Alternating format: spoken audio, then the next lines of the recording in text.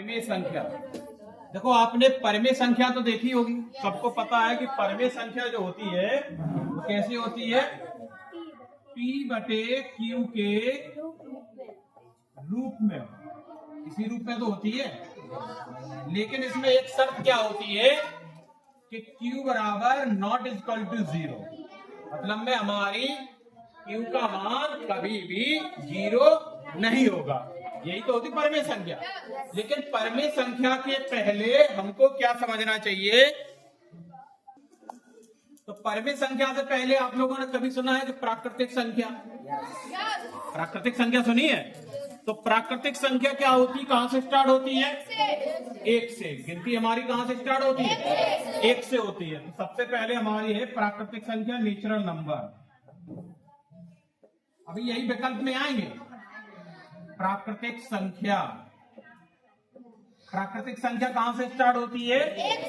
1 2 3। अब प्रश्न आ जाए आपका कि सबसे छोटी प्राकृतिक संख्या क्या है? तो सबसे पहली छोटी प्राकृतिक संख्या 1 है। कितनी है? 1 हमारी प्राकृतिक संख्या, ठीक, नेचुरल नंबर। दूसरा हमारा क्या है? दूसरा है हमारी पूर्ण संख्या। क्या है? पूर्ण संख्या। पूर्ण संख्या कहां से स्टार्ट होती है? 0 से स्टार्ट होती है। 1 2 3। अब आपने इसमें देखा होगा कि पूर्ण संख्याएं इसमें 2 प्रकार की होती हैं आपकी। एक हमारी होती है धन, होती है तो धन पूर्णांक वाली संख्या, और एक होती है हमारी ऋण पूर्णांक वाली संख्या। यही तो होती है, तो ऋण पूर्णांक वाली संख्या। ऋण वाली पूर्णांक वाली संख्या, आपने संख्या रेखा देखी है? तो संख्या रेखा ये नॉर्मल चीजें हैं, आप कक्षा 6 से भी पढ़ते चले आ रहे हैं। तो संख्या रेखा में आपने देखा होगा कि इस तरफ की संख्या आपकी धन में, अर्पिता, और ये क्या नाम है इसका?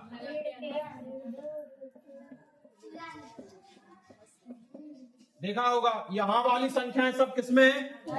धन में। और इधर वाली संख्या, अच्छा इसको क्या कहते पूरे को?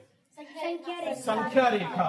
इसको क्या नाम है इसका? छोटी छोटी सी चीजें अभी आएंगी कि संख्या रेखा क्या है। और इसी में कभी कभी आ जाती है पूर्ववर्ती संख्या और अनुवर्ती संख्या। आती कि नहीं आती कि आपकी अनुवर्ती संख्या क्या है? तो अनुवर्ती संख्या में हमेशा दिमाग में एकदम सेट कर लो कि धन 1 जोड़ा जाता है। क्या है? अनुवर्ती संख्या।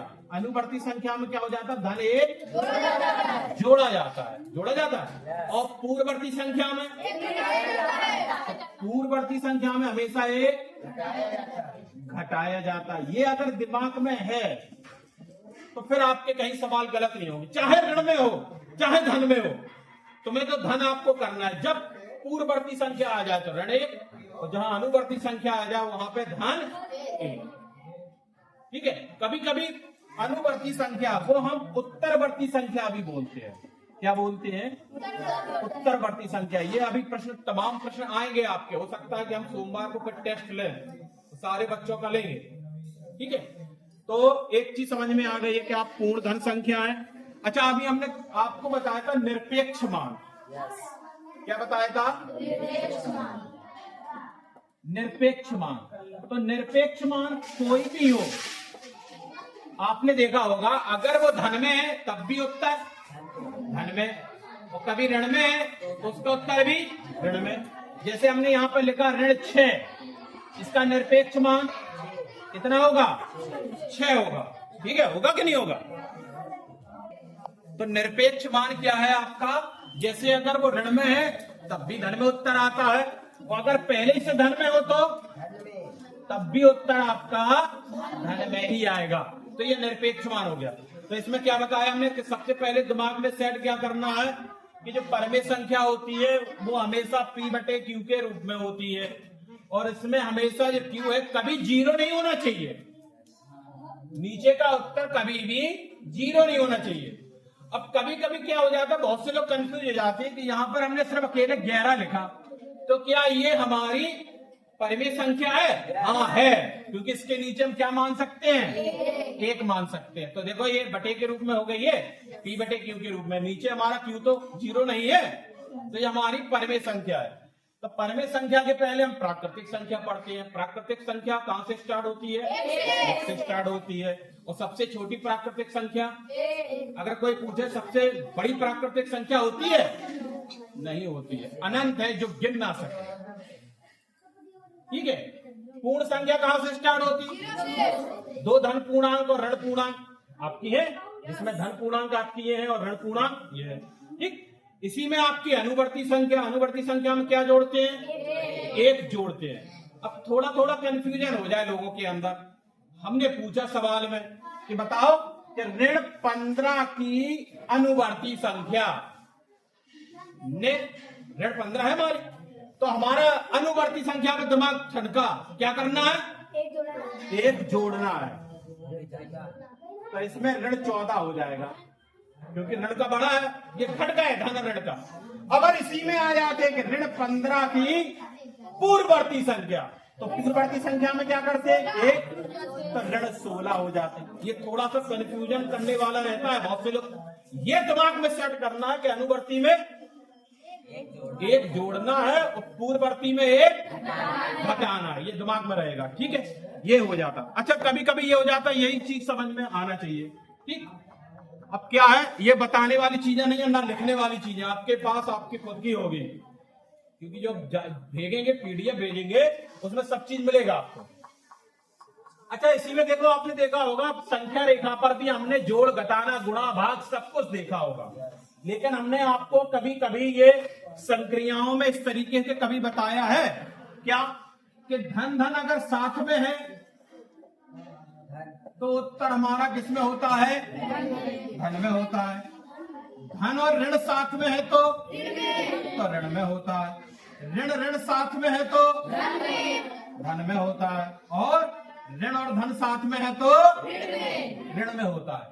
कहने का मतलब है कि एक धन और एक ऋण है कभी भी, तो हमारा उत्तर हमेशा ऋण में होगा।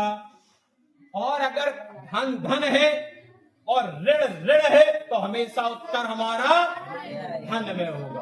अब कहने का मतलब है कि एक बार ऋण है तो उत्तर ऋण में,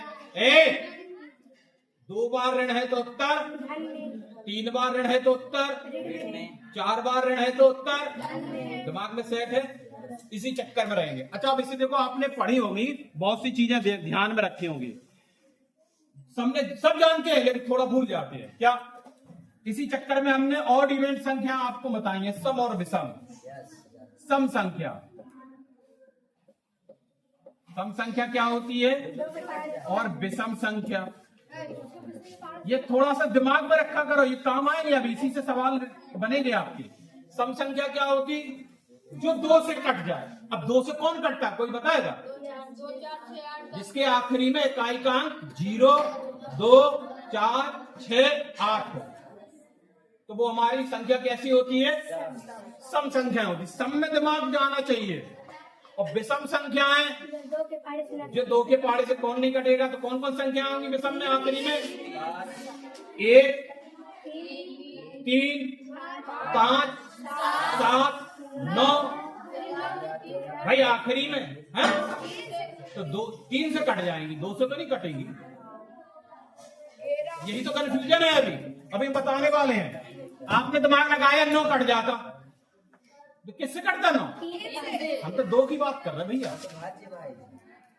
सिर्फ 2 से कट जाए, 2 से कट जाए, ये दिमाग में सेट करना है। ठीक है। और जो 2 से ना कटे, ना कटे, ठीक है, ये दिमाग में रखना है। अब इसी चक्कर में आता है आपका भाज्य अभाज्य, भाज्य और अभाज्य। होता कि नहीं होता? ये भी संख्याएं आपकी। भाज्य संख्याएं क्या होती? जो किसी ना किसी पहाड़ी से कट जाए। जैसे 4 2 से कट जाएगा, 4 से। जैसे 9 अभी बता रहे थे आप, 2 से भाई 9 खुद से भी कटेगा और 3 से भी कटेगा। 12 2 से कटेगा, 3 से कटेगा, 4 से कटेगा, 6 से कटेगा और 12 से खुद कटेगा। जो किसी से ना कटे वो अभाज्य संख्या। इन्हीं से आपके गुणनखंड होते स्टार्ट, गुणनखंड फैक्टर इसी से कहा जाता है। तो क्या है, जो स्वयं से कटे वो अभाज्य, स्वयं से कटे वो कैसी संख्या है, अभाज्य संख्याएं। और जो किसी से भी कट जाए, किसी से भी कट जाए, ये दिमाग में रखा करो, आप समझा करो, हम पढ़ाते क्या है उसको समझा करो, दोबारा नहीं बताएंगे। जो किसी से भी कट जाए वे भाज्य, और जो सिर्फ स्वयं से कटे, जैसे आपकी 2, 3, 5, 7, 11, 13, 17, 19, 23 के बाद 29, 27 कटता है 3 से भी और 9 से भी। 29 के बाद 31, 31 के बाद 37, 37 के बाद 41, 39 भी कटता है, 13 3 39, 41। ये दिमाग में सेट करना है।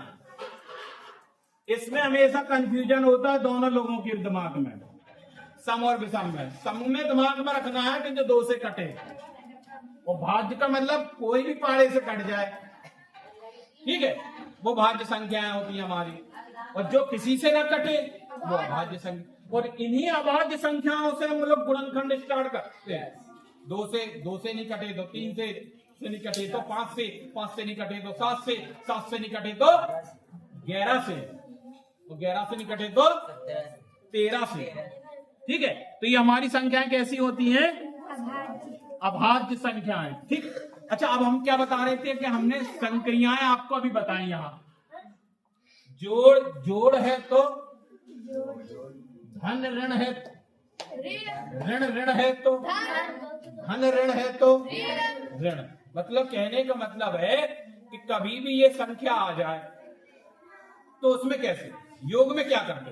अब हमने आपको इसी चक्कर में आपको बताया है योगात्मक प्रतिलोम। योगात्मक प्रतिलोम, योगात्मक प्रतिलोम क्या होता, और एक गुणात्मक प्रतिलोम। हम बता दो रहे कक्षा 6, 7, 8 तीनों मिक्स चल रहा है इसमें। योगात्मक प्रतिलोम में हम, प्रतिलोम का मतलब एग्जैक्ट उल्टा गणित में, लेकिन योग का मतलब बताओ, जोड़ने का उल्टा, और गुणा का मतलब गुणा का उल्टा, ठीक है। तो जैसे हमने यहां लिखा धन 5, ध्यान से समझेंगे, धन 5 का योगात्मक प्रतिलोम कितने लोग बताएंगे, कितना आएगा, ऋण 5, ठीक है। और यही हम धन 5 का गुणात्मक प्रतिलोम कहें तो कितने लोग बताएंगे, बताएंगे, बताओ, हैं?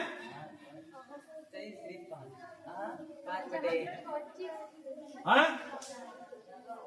इसका गुणात्मक प्रतिलोम है, के नीचे 1 लगा देंगे, 5 घटाएंगे।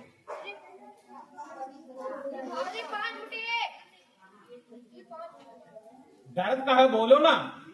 इसका गुणात्मक प्रतिलोम 1/5। कौन बोला, 1/5। 1/5। इसके नीचे 1 भाग लग गया, अब भाग का उल्टा 1/, क्या दिक्कत है, कंफ्यूजन करने वाला यही है, जानते हो लेकिन समझ नहीं। हाँ जो ही है तो सही है। क्यों दिक्कत कहाँ होती, यहां नहीं रखती हो। जब हम समझाते तो भाई साहब दोनों लोग नल देख रहे हैं, भाई साहब मैंने नल में दिलचस्पी है कि नल में क्या हो रहा है, ये घर में दिलचस्पी नहीं है। देखो तुम नल की लग रहे हो, हमने क्या बताया, योगात्मक प्रतिलोम, योगात्मक में सेट करना है धन ऋण को, और गुणात्मक में गुणा भाग को। अब जहां मैं देख नहीं रहा हूं, तुम्हारा धन में जा रहा दिमाग, क्योंकि तुम भाग की सोचा ही नहीं रहे।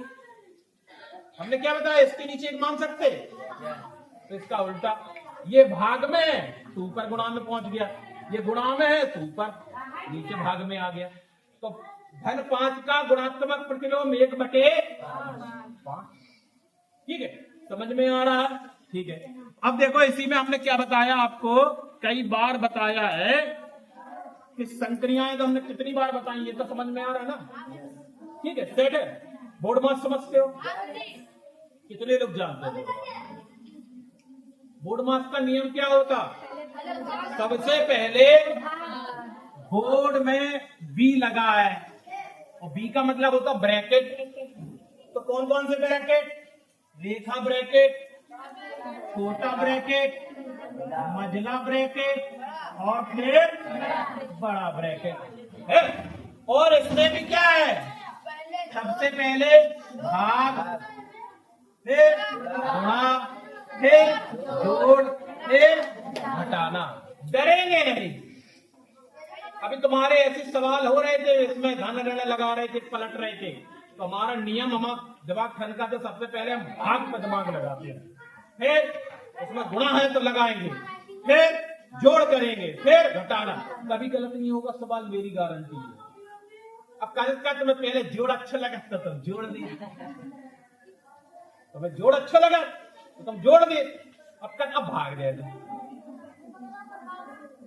है? यही तो करते हो। जैसे देखो एक सवाल का उदाहरण देके बताएं तुम, कि एक सवाल हमने लगाया, तुमने अपने मन से सोचना, बढ़िया तरीका से लगाया, तब कैसा उत्तर आया, और हमने अपने नियम से लगाया तब उसका कैसा उत्तर आया, ये भी हम दिखाएंगे। जैसे एक सवाल हम चलो बताते, इसमें कहीं दिक्कत हो तो आप वीडियो देख लीजिए, ठीक है, कहीं दिक्कत नहीं होगी। तो पहले एक सवाल हम बता रहे हैं बोर्ड मास का, ठीक, कोई ब्रैकेट नहीं, हम लिख रहे हैं 12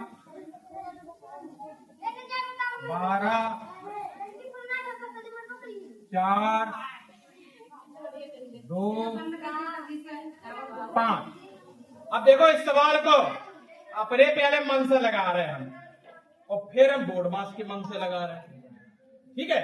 अब तुम्हें दिखाई दे पहले 12 12 दूनी 24, भाग को निशान लगाओ, 4 गुणा को 2 ऋण 5, और 4 को भाग दे दो तो 6, और गुणा को निशान 2 ऋण 5, 6 दूनी 12, 5 घटाया, कितना आंसर आया? 7। अब हम बोर्ड मास से पढ़ेंगे इसी सवाल को, लिखे दे रहे फिर से 12 घन 12 भागे 4 गुणे 2 ऋण 5। अब किससे नियम से चलेंगे? बोर्ड मास से। बोर्ड मास क्या कहता है? सबसे पहले भाग करो, तो 4 का भाग 12 में देंगे, कितना आया? 3। तो गुणा का निशान ये लिखा है, ऋण 5 ये लिखे हैं, धन ये लिखा है, 12 ये लिखे हैं, ठीक है। दूसरा नंबर किसका आता? गुणा का आता। तो 2 का गुणा इसमें करो, कितना हो गया? 6, और इधर 12 ऋण 5 ये लिखा है। अब क्या करेंगे? जोड़, 12 और 6 18 ऋण 5, 18 में से 5 गए 13, इसका आया 13 और इसका आया 7। अब विकल्प में तुम ढूंढ रहे थे, 7 में लगाओ, टिक लगा है? तो 13 तो आया, हम कहां कह रहे कि 14 आया? इसमें 7 तुम्हारे हिसाब से है, ये बोर्ड मास के हिसाब से है। सही कौन है? 13। क्यों? नियम है उसका कि पहले फिर अब तुमने कह दी पहले में सर जी जोड़ बहुत पसंद है, तुमने जोड़ दा, और फिर संज्ञा भाग आ गया, फिर कहते भाग में डरा था कुछ लोग। जो कठिन चीज हो तो उसको पहले, सबसे पहले आपको जोड़ सिखाया जाता, फिर घटाना, फिर गुणा, फिर तो इसमें उल्टा है कि पहले कठिनाई को खत्म कर दो, सरल बचो रहे, भाग को खत्म कर दो, फिर गुणा को कर दो, फिर जोड़, फिर घटाना आ जाओ, है कि नहीं? तो क्रम से आपने निपटा दिया, ठीक। तो इसमें बोर्ड मास में कहीं दिक्कत, लेकिन बोर्ड मास में भी एक विशेषता क्या है, ब्रैकेट भी देखा जाता है। ब्रैकेट के अंदर भी क्या देखेंगे पहले?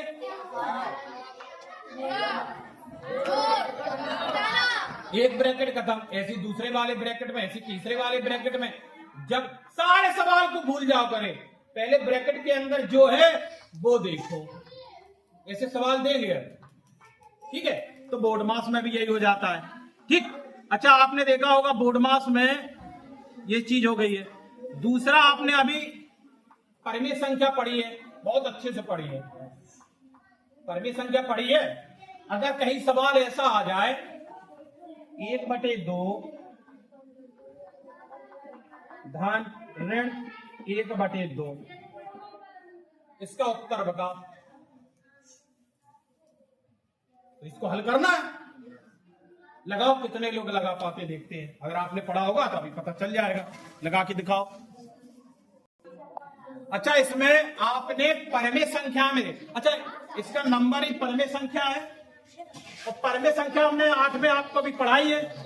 क्या पढ़ाई है कि आप अगर इसमें क्रम भी बदल दें, क्रम भी बदल दें तभी कोई दिक्कत नहीं है। क्रम जानते हो, जैसे हमने कहीं लिखा है 5/6 धन, और इधर लिखा है 2/6, और इधर वाले सवाल में लिख दिया ऋण के 2/6 धन 5/6। देखो क्या किया, 5/6 को पहले लिखा है उसमें, इसमें ऋण के 2/6 को बाद में लिखा है इसमें। अगर दोनों को हम हल करेंगे उत्तर कैसा आएगा? एक जैसा, जोड़ में एक जैसा, कभी दिक्कत नहीं होगी, जोड़ में एक जैसा। लेकिन घटाने में जस्ट उल्टा। अगर यहां हम इधर घटाना लगा दें तो उत्तर बड़े खतरनाक आ गए हैं। देखो अभी दिखाते हैं, इसका निकालेंगे पहले यार 5/6, और ऋण का भी निकालेंगे। धन ऋण है, यहां ऋण लग गया 2 लघुत्तम 6, यहां क्या बचा 5, इधर 2, कितना बचा ऋण के 3/, इसको हम ऋण के 1/2 लिख सकते हैं। 3 एकम 3 और 3 दूनी।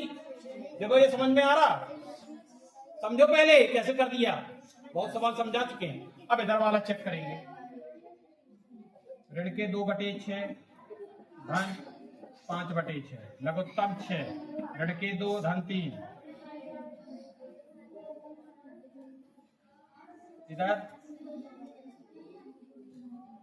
5 धन के 3/6 बराबर 1/2 आ रहा। इधर भी 5 में से 2 का 3 गलत लगा दिया, 3/6 मतलब 1/2 आ रहा। इधर भी देखो 5 में से 2 गए, 3 बचे, 3/6 मतलब 1/2।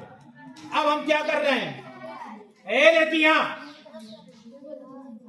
क्या कर रहे हैं, इसकी जगह पे क्या लगा रहे हैं, घटाना। देखो ध्यान से समझ लेना, यहां घटाना, यहां पे भी घटाना। बिल्कुल ठंडे दिमाग से सोचना। 2 बार क्या आ गया, क्या हो गया, कितना उत्तर आ गया। अब उधर चलेंगे, इधर आ जाओ।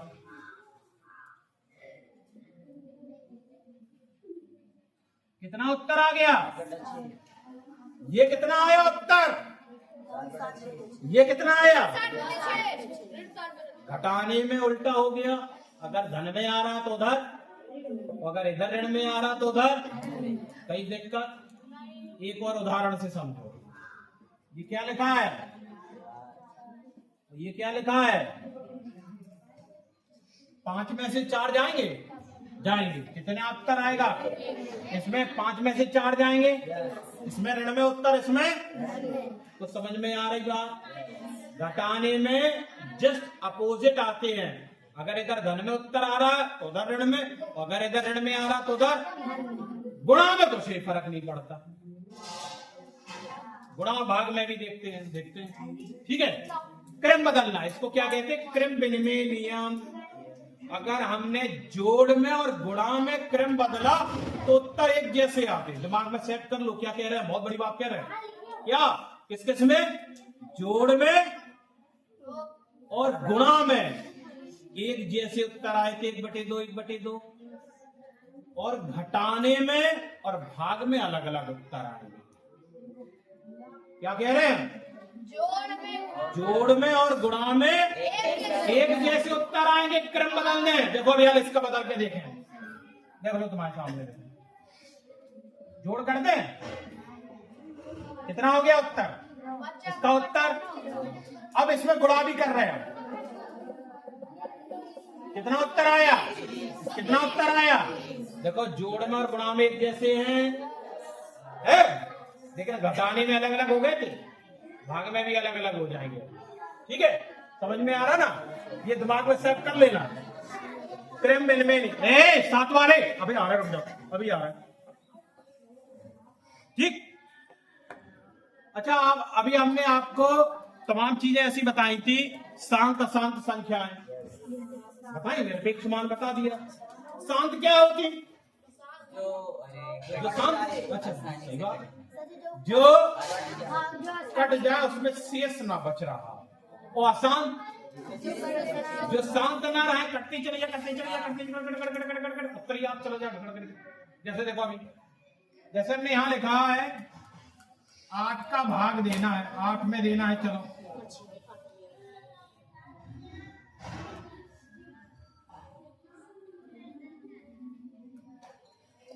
12 से बात, ठीक है। 12 का भाग किस में देना है? 8 में। तो 12 का भाग 8 में दे रहा है। चलो देखते हैं जा रहा है कि नहीं जा रहा है। दशमलव लगाया, 0 बढ़ाया, कितनी बार गया? क्या बार गया? 6 बार। कितना आया? 72। फिर कितना बचा? फिर क्या बार गया? फिर कितना बचा? फिर क्या बार गया? क्या बचा? फिर क्या बार गया? कितना बचा? फिर क्या बार गया? कितना बचा? भैया शांत हो रहे? नहीं हो रहे, शांत नहीं हो रहे। चलो देखेंगे, अब 5 में दे रहा है 4 से भाग, 4 का भाग 5 में देके देख लीजिए भैया शांत हो रहे कि नहीं, इनको भी देखने दे रहे हैं।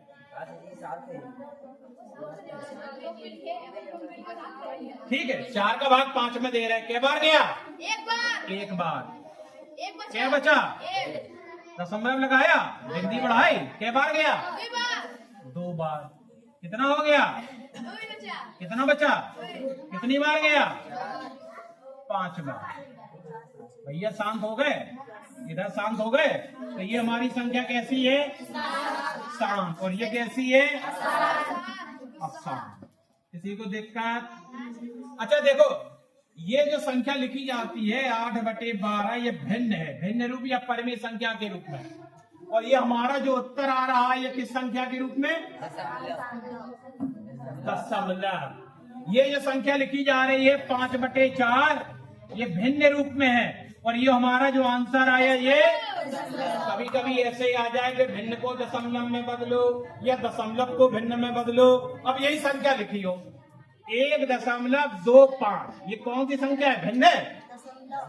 इसे भिन्न है कि क्या है?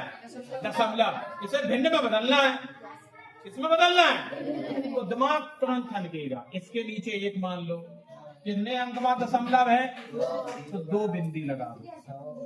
अब ये देखो 125 और ये 25, अगर सुविधा हो तो काट दो, दोनों 25 के पहाड़े से कटता है। 25 चौके 4 बार और 25 125, तो 5/4। तो ये अब इससे आप और किसी संख्या से नहीं कटेगा, कटेगा नहीं कटेगा। ठीक, तो ये किस रूप में आ गई? भिन्न रूप में। अगर ऐसे भी छोड़ दो 125/100, ये भी सही है तुम्हारा। ठीक है, तो ये दशमलव रूप में हो गया, भिन्न रूप हो गया, शांत अशांत हो गया, परिमेय संख्या हो गई, सम विषम हो गया, प्राकृतिक संख्या हो गई, पूर्ण संख्या हो गया, बोधमास हो गया, संक्रियाएं हो गई हैं, और संख्या रेखा भी हो गई है। दशमलव वाले भी हो गए, भिन्न वाले भी हो गए, और शांत अशांत भी हो गए, निरपेक्ष मान भी हो गए। इस वाले में ये सब चीजें संख्या हमारे परिमेय संख्या के रूप में आती हैं। अब हम आपको 2-3 सवाल हम बता रहे हैं। एक और चीज कि कुछ चीजें ऐसी हैं जो आप लोग चाहे नोट कर लो चाहे लिख लो, ठीक है। तो हम वो बता रहे हैं कि इनमें क्या करना चाहिए, ये भी समझना है, ठीक है। ठीक, ये भी संख्याओं को समझना है, तो इसको थोड़ा सा नोट कर लेंगे, ठीक। लिखते जाओ, क्योंकि ये कहीं पे किताबों में नहीं मिलेगा।